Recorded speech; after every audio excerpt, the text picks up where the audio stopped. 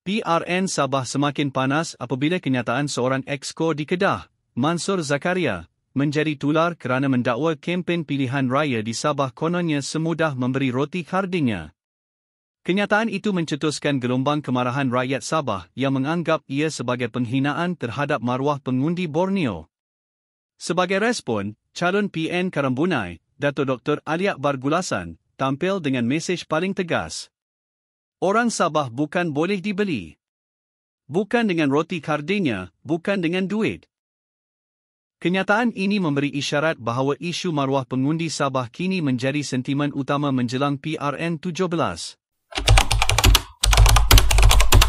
Dalam video yang dimuat naik ke media sosial, Ali Akbar menekankan 3 perkara penting. Pertama, orang Sabah tidak boleh disogok. Beliau menyifatkan kenyataan Mansur sebagai tidak menghormati maruah rakyat negeri ini. Kedua, pengundi Sabah kini lebih matang.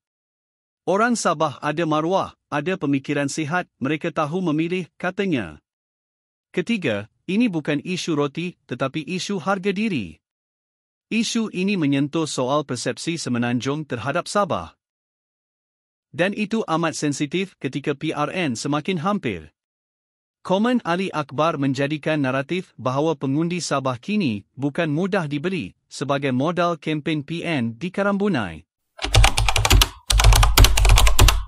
Adun Kedah itu sudah memohon maaf atas kenyataan beliau.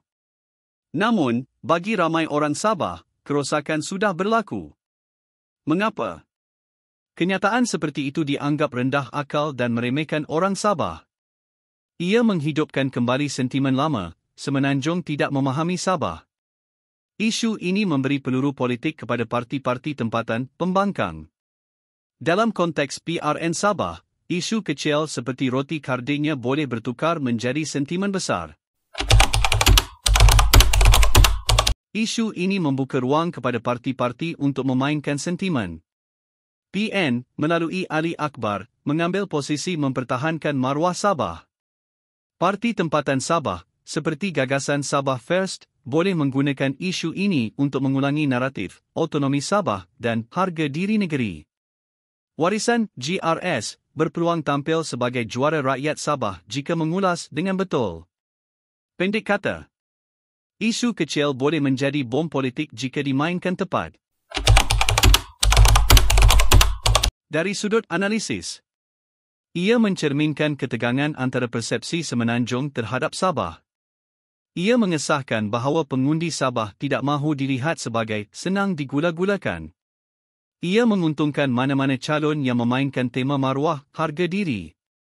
Sentimen ini boleh jadi faktor penentu di kawasan majoriti Bumiputera Sabah. Dalam PRN Sabah, sentimen lebih kuat daripada manifesto.